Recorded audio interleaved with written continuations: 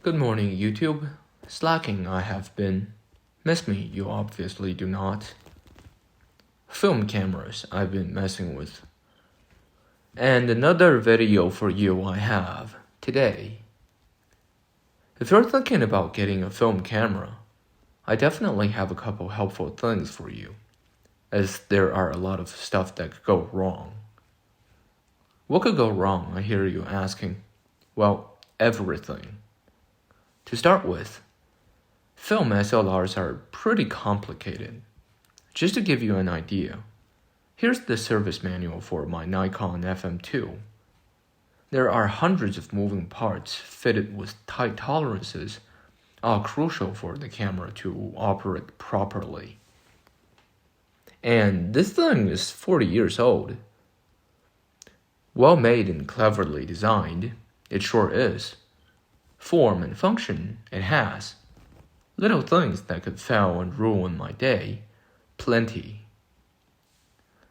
If you get a film camera in 2023, most likely it will be over 20 years old. A vintage camera, so to say.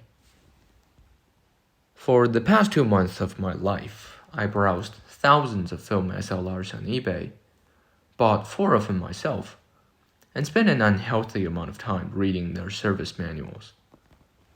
And I am here to tell you that vintage cameras, especially SLRs, is a can of worms. Since now we're on the same page, here are some more specific things to look for. Pictures on the listings give you a pretty good idea on how the general condition the camera is in. Check for dents, crack, and damage. Moderate cosmetic wear is to be expected for used items this age, but I strongly recommend avoiding anything with dents deeper than 1 millimeter. The mirror housing is especially susceptible to dents, as that is normally where SLR land on when they get dropped. Fucking fix those butterfingers, goddammit! If a camera is cosmetically pristine, the chance that it has suffered from abuse is minimal, and it shall grant you more confidence with the purchase. It is a good practice to pull up some stock photos from the original manufacturer's site to compare with the photos on the listing. Sometimes switches and levers were left in a cocked position and it's not good for the mechanism. Closely inspect the picture of the inside. Make sure the optics are free of fungus, separation, and scratches. Make sure the shutter curtains are flat and clean. Keep an eye out for possible signs of pitting, corrosion, and battery leakage. It is also helpful to cross-compare pictures from different listings, as it might reveal abnormalities you overlooked since you're unfamiliar with the camera. What? It doesn't have any pictures of the internals? Avoid the fucker. Say everything in the photo looks perfect, and now you have the camera in hand. Unfortunately, there are some other nasty little surprises that you might run into. Some of those could include hidden cracks in little corners, failing levers, corrosions on internal parts, dried lube segregating on flywheels, a tired spring somewhere, worn out parts losing their tolerance by the day. The seller is often not mindful or honest enough to describe these issues, yet they could impact your experience in a very bad way. You really have to keep an eye out for those. If you catch them early on, you could still return and get your money back. One particular nasty thing about light seal is that there are several hidden foam strips around the camera body. These seals will continue to deteriorate as they are not covered by a general replacement kit. The good news is most of these seals do not contact any moving parts, so they won't shed as much crumbs as a mirror cushion. The bad news is there is no way to replace them other than opening up the camera, which is an entirely different but equivocally painful can of worms. And that is just the tip of the iceberg. There are a lot of hidden issues that I haven't encountered yet, or is simply not knowledgeable enough to cover on.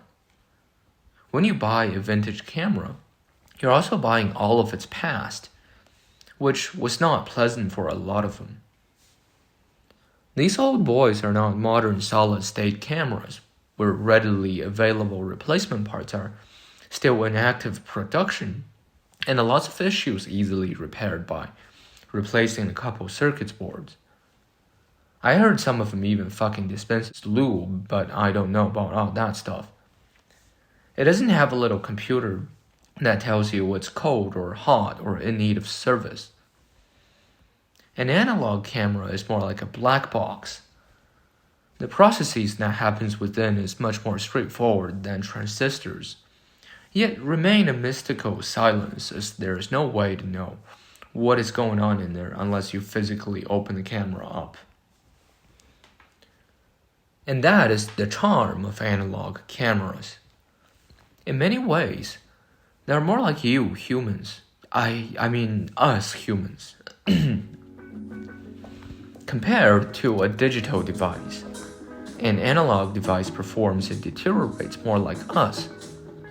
Joints wear out, surfaces oxidize, impurities segregate, and junctions get jammed up.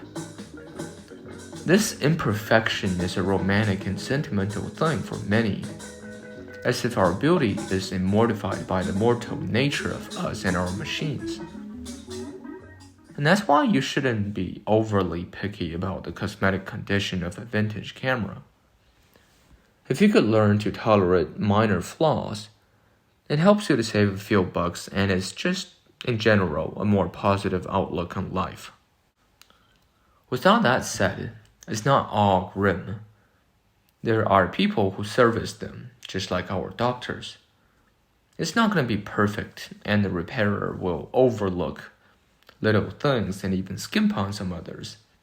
But there are ways. It is also not impossible to do it yourself. Just requires the right tools and a lot of patience and probably another 20 cans of worms. And that is all I have for you today. To sum it up, inspect pictures closely before you buy. Try to buy from a reputable seller who accepts returns. And manage your expectations due to the vintage nature of the hobby. Go out, shoot film, have fun. See ya.